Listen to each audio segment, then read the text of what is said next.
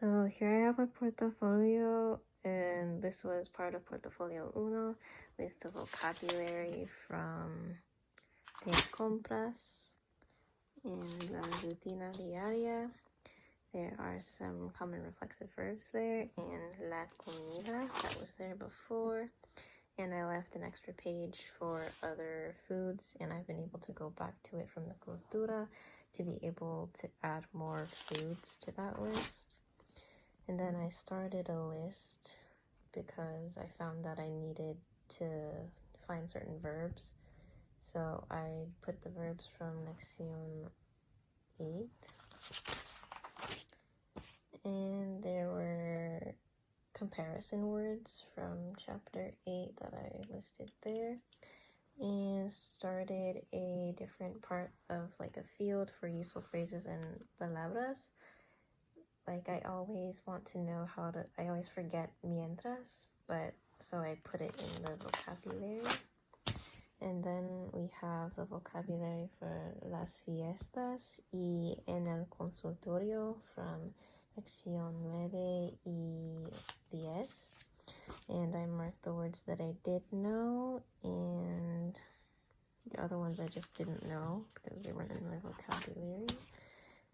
And that is las palabras, and there's the same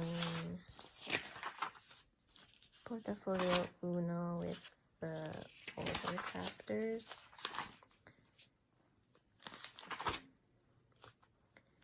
And then after Lección 7, it became Portafolio II. So we have the preterite, how to conjugate. I left tables and the double object pronouns that I wrote down the notes. And then Section 8.3 with comparisons, with some examples of the comparisons in sentences and their irregular forms and superlatives, their irregular forms and how to construct them in general at the top.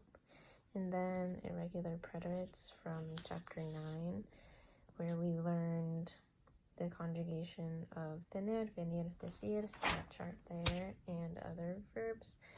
And then 9.2, where we learned how conocer, saber, poder, and querer change meaning when they are in the preterite and potentially if they are negative or affirmative. And que and cual. I have that section written down here. It was pretty short, but the difference between que and cual is written there, and how pronouns are written after prepositions, like after para. And then we move to chapter 10 in the imperfect tense. I have a chart with the conjugations of certain verbs that are regular, and then the only irregular ones, ir, ser, and ver, and the notes that they had there of when to use the imperfect, as well as the notes from 10.2 of the difference between preterite and imperfect and the difference between their uses. And then we go to vida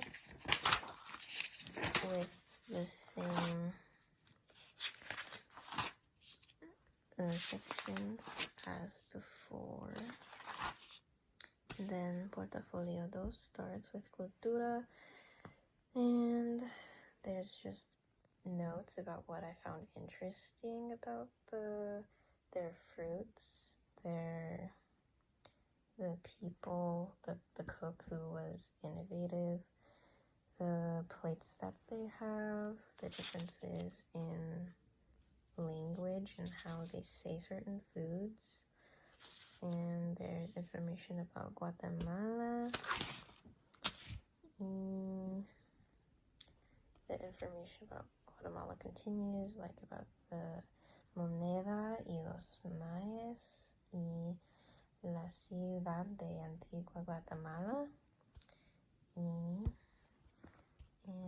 there was a section about Semana Santa and what they do to celebrate it, and other celebrations that other countries have, and some vocabulary.